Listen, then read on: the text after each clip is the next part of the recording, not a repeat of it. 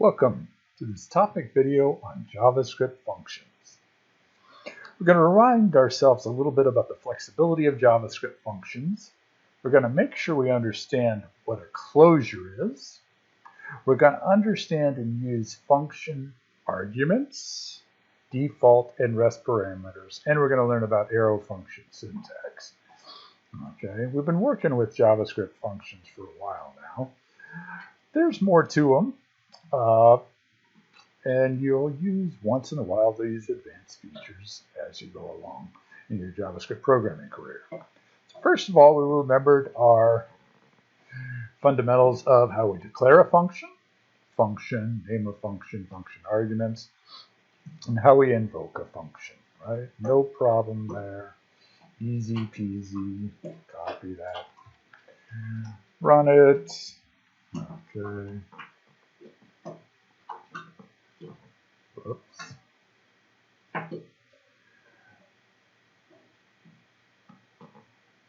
So we declared our function took an argument, it times the thing, and it returned a value. Okay, not much going on there, nothing new. Okay, function expressions. Close that. Okay, can assign functions to variables. Okay, so if we didn't realize that before, we better realize that now because we've been using this every time we use all our array functions and things like that that require callbacks or event handlers, etc. Okay, so here's our function QB. Okay, let my function equals QB, so we can assign this variable named myfunc to the function that we defined. In addition, okay,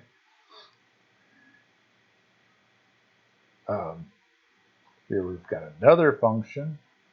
Interesting here. Anonymous function. Here we use the function keyword, but we didn't provide a name. In that case, we call it an anonymous function. We didn't give it a name. Okay. These are both legitimate ways to declare the function. Okay. Let's watch that work. Make sure it works. You should do this yourself. Okay. What do we see happen here? The function, my function was set equal to QB. The cube of 5 is 125.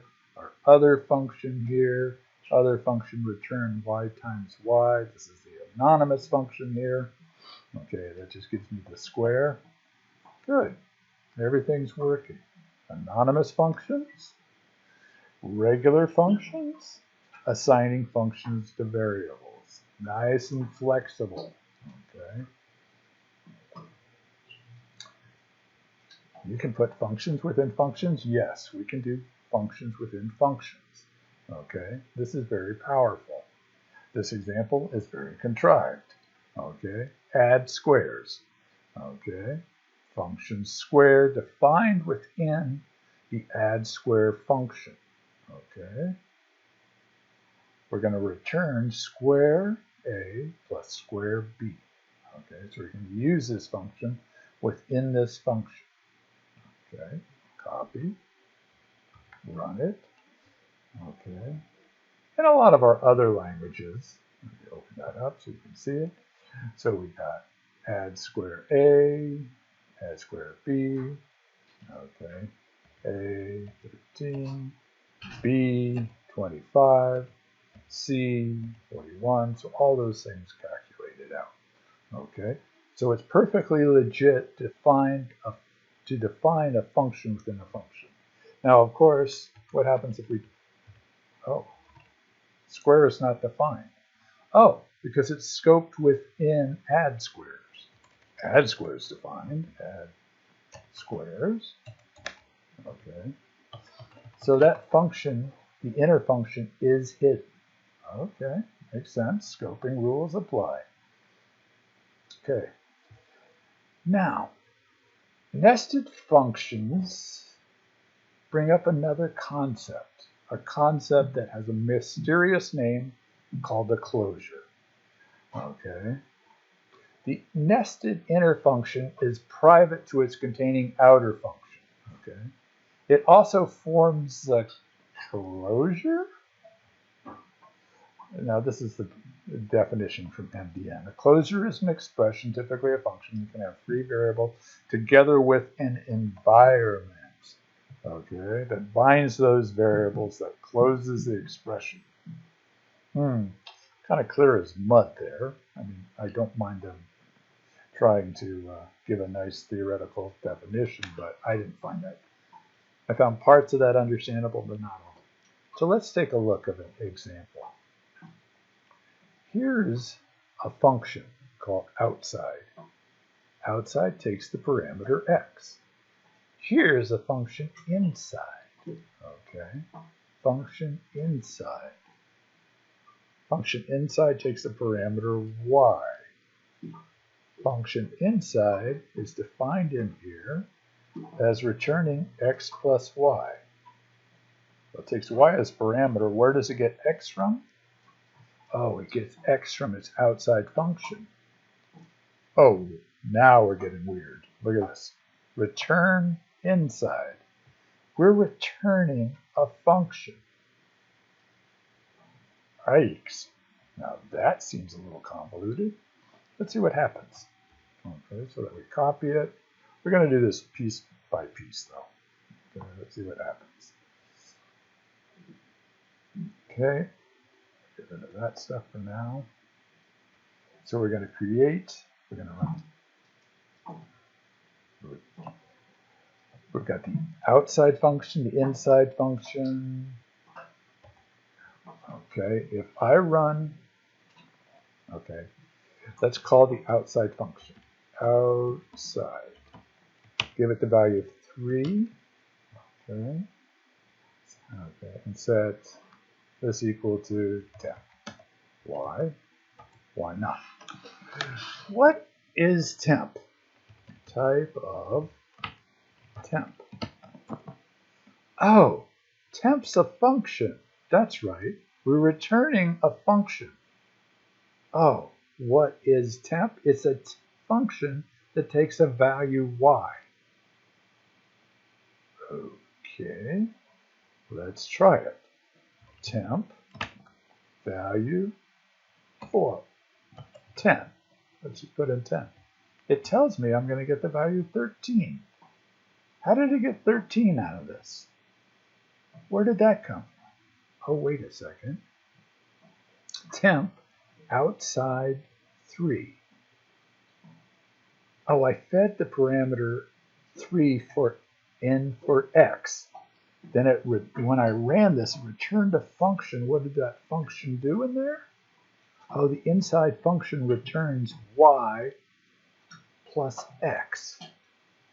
Somehow it remembers the x. Let's try another function. Okay, let's try temp2 equals outside. Let's give it the value 100. Now, did we break temp1? Try temp, our first temp1, temp of 10. Well, it's still working the way it did, so it's adding the x to it. Let's try temp2 of 30. What? We added temp2 remembers the 100. The 100, the x we passed into it. It's like we're able to construct new little functions by doing this. We return a function. This is a little magical. This is the closure concept, okay? So let's relook at it.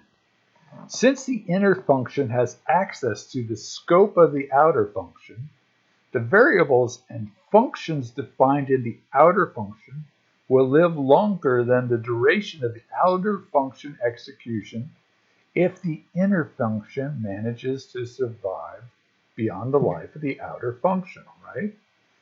We called the outer function, and it returned to us a reference to the inner function. That inner function remembered all those variables that it needed from the outside function. This is what we call a closure. A closure is created when the inner function is somehow made available to a scope outside the outer function. The inner function can't work unless it knew that value x, right? Right? Here is our inner function. It adds x and y. It only takes the parameter y from the outside. It got the parameter x, that it uses, the value x that it uses from the scope of the outside function. Oh, so it remembers it, it fixes it, it attaches it. Yeah. Well, that's kind of interesting now. Okay. Now, from Leland Bernstein, who is related to me, his words on this: a closure is the act of JavaScript securing or closing out the environment around a function expression. The resulting environment, scope of the inner and outer function, has a set of things like functions or variables that the function expression can use. Okay? You're going, Professor, this seems like a lot of talk about something that happens automatically. Yeah, but you have to realize that it happens automatically. Okay? And another reason to bring this up is, for some reason, this is a super popular JavaScript interview question. Okay? Now, for us, when we handle DOM events and we have callbacks, when we do use something called promises for asynchronous programming, we're going to use callback functions. Okay? Closures let us bind information to those functions as needed. So we're going to use this notion, okay? Not necessarily always naming it as we go, but it's interesting to know that this exists. This is a legitimate thing to do, okay?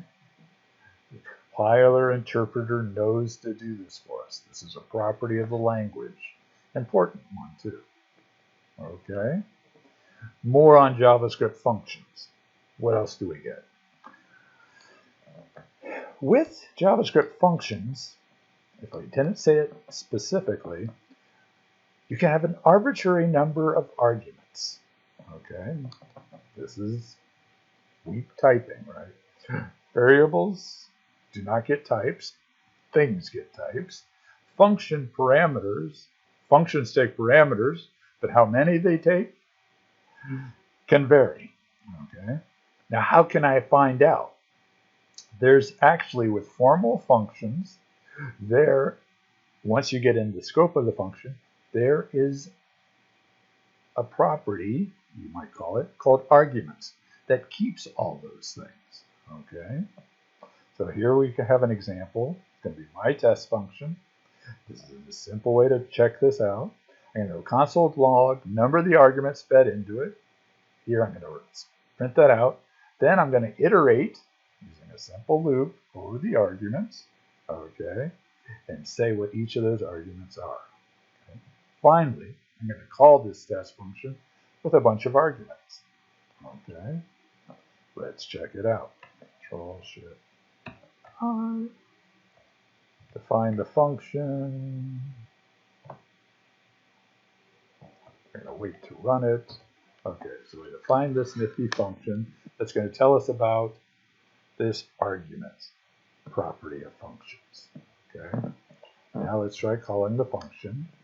How many arguments do we have here? 1, 2, 3, 4, 5. Okay, we check out this array arguments, and it says it's got 5 things in it. Each one of the arguments is given. Okay, that is available for us. So making multiple argument functions, easy peasy in JavaScript. Okay, not a problem. You'll see those types of things used once in a while. Default parameters. Like Python and other languages, JavaScript now allows for default parameters. Okay, so here's my function repeat it. I know, I make these up. They are not necessarily an example where you really need it. Okay, so repeat it. I'm going to default the number of times I repeat myself to twice. Okay, that's the default. Okay, let result equal the saying. Then I'm going to say simple loop here, I equals what, does so many times. Then I'm going to say result equals plus the saying. Okay, let's try it. So the first time I call it, well, copy it, run it. Okay, we will wait to call it. So create this function. Okay, now I'm going to call it with a parameter missing. It takes 2 parameters, right? Here I'm going to call it with 1 parameter, a string. The function itself takes 2 parameters, but I'm assuming the second parameter is going to be set to something, the default. Let's try it. Code the web. So it's not null, it's not undefined, it's set to 2. Can we set that explicitly? Oops, didn't want to do that. Okay, console log, repeat it. Okay. Free the web. Yes, let's free the web. Here we repeat it 3 times. So we can either have default parameters or we can substitute in the parameter. Okay. Like a nice modern programming language. Okay. JavaScript has got it now. What else do we have in here? Oh, let's say you potentially want to have a main argument or a main set of arguments, and then maybe an indefinite number of additional arguments. This is called the rest, not meaning like your sleeping rest, but the additional stuff parameter. Okay, so let's take a look at how this works. Okay, here it's a function. I got a multiplier. Okay, so that's going to take something. And then I define ... the args. Okay, then I say result. Okay, the args is going to be an array of the rest of those arguments. Okay, I iterate through those. I multiply the multiplier, blah, blah, blah. Okay, so it's what is this going to do? It's going to multiply things and add them together. Okay, copy it. Copy, Control Shift.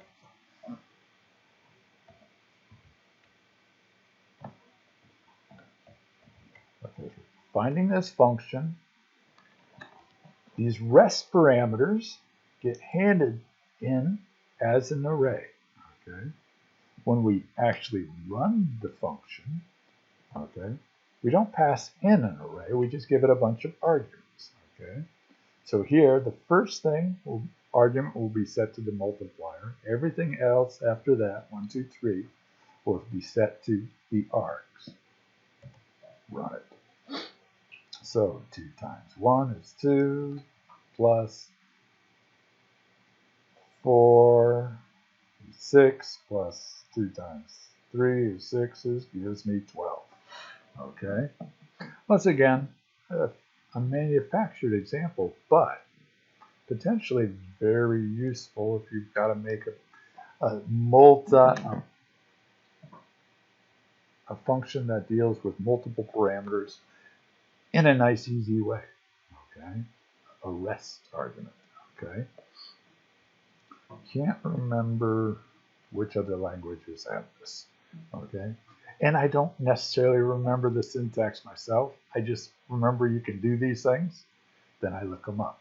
Okay, so remember, you can get the arguments, all the arguments themselves. You can also declare a rest parameter. Okay, that'll suck up the rest of the parameters after any other parameters were defined. Arrow functions. What are arrow functions? Why? 2 reasons. They're shorter defined and they have different this behavior. We're not going over this yet. We'll get to that in a bit, particularly when we're doing more things with promises and React. Okay, so what's this gonna do? Okay, square equals x, x arrow x times x. Ooh, what is this? Oh, here's another one. Coding equals name, arrow thing, name is coding. Once you see this, you know you have an arrow function. The arguments are to the left-hand side, so here, x, and the result is on the right-hand side. So this is super duper short syntax for creating a square function, okay? Hence the term square. I declare that function and I stick it in a variable, right? We can assign function variables. Here, the argument is name. The return thing is a string that says name is coding, okay? So let's try it out, okay? Notice it's very short. It's become very popular, okay? So you'll see this syntax all over the place. So let's just make sure, no, we're not.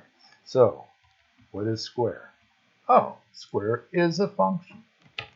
Square of 50 is 2500. Okay, coding is a function. Okay, if we put in Dr. B, we get back Dr. B is coding. Okay, super short definition. Okay, little scary looking. Okay, it's a little bit scary looking. Where do we like to use these? A lot of places that we would use anonymous functions. Okay, so sort functions for array, when we do for arrays, and all those different array methods, map, filter, reduce, etc., etc. Nifty where we need short definitions, okay, because it saves a lot of space, okay. Little intimidating because it starts looking like weird function notation you might see in functional languages. It is a function. It is declaring a function. Python might call these lambdas, okay. Now, there's some extra syntax, okay, for special situations. Let's say you want to have a function that doesn't take a parameter. How do you write it as an arrow function? Well, where the parameter would be, you need an empty set of parentheses. Okay, so let's copy it, see if it works. Okay, we should check if these things work because why not? Okay, so we created a function simple date. It does not take a parameter. Okay, simple date, not data. Okay, and there it works. What does it do? It allows me to get a date with the current time and date without calling new. Okay, not necessarily amazing. Okay. What happens if you want multiple parameters to an arrow function? Oh, you need parentheses around those parameters, and you have to separate them with commas. Okay, nothing too different. We just need to be able to recognize there should be some parameters, okay, on the left-hand side of the expression. What's going to be returned is on the right-hand side. So copy that. Go to the top here, clean that up so we can see things. Add. So I defined this function. What did I do with it after I defined it? Stuck it in a global variable. R row add. Okay. 10 and 15. Okay. Well, that was a pretty short definition of a function. Yeah. Other things to think about? Yeah, a couple more. Okay. See this reference or full syntax and such. Okay. What about if you want to have multiple statements? Okay. So here I take a single parameter name, then I want to go generate a new date, and then say, is that date your birthday? Okay. Return a string that way. Okay. What do I need to do? I need braces, right? Block statement type of thing, and I need return. Okay. Let's copy and see if we can make this thing work. Okay. So we want to have multiple statements in on the arrow function. Okay. Just like we do in bigger functions, right? We use blocks, braces, put the statements in, and we end with a return. Okay. Try it. Don't like it. So let's go question. Dr. B. Is Sunday, September 13th, blah, blah, blah, your birthday? No. No. It's not my birthday. But that's all I could think about then. You got to make up these functions as you go along. Okay. What about where this next one has a, okay, I'll talk about where it might come up. What if you have a single statement, arrow function, returning an object? Oh my gosh. How can we tell the difference between an object, like we used, and a block of code? This stuff could get confused. What we need in that case, I know, these seem like a lot of rules. The rule in my class is you don't have to use arrow functions unless you want to. Okay, I will not take off for people not using them. Okay, you don't have to use them if you don't want to. We've learned a lot of syntax quickly. I'm going through this because you may see this a bunch out there. Okay, because some people go crazy because it's like saves them a couple lines of typing. So here, to make it clear returning an object and not to get confused with braces that we need or a block that we need for a multiple lines, multiple statements in a function, we have to use parentheses.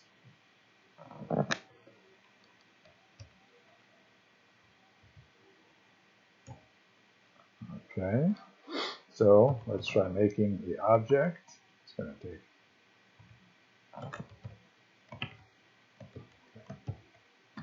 me, student name will be me. It returns an object with a piece and some date and time information. Okay. Where would the situation come up? Well, I can see it coming up a lot if I have a very simple,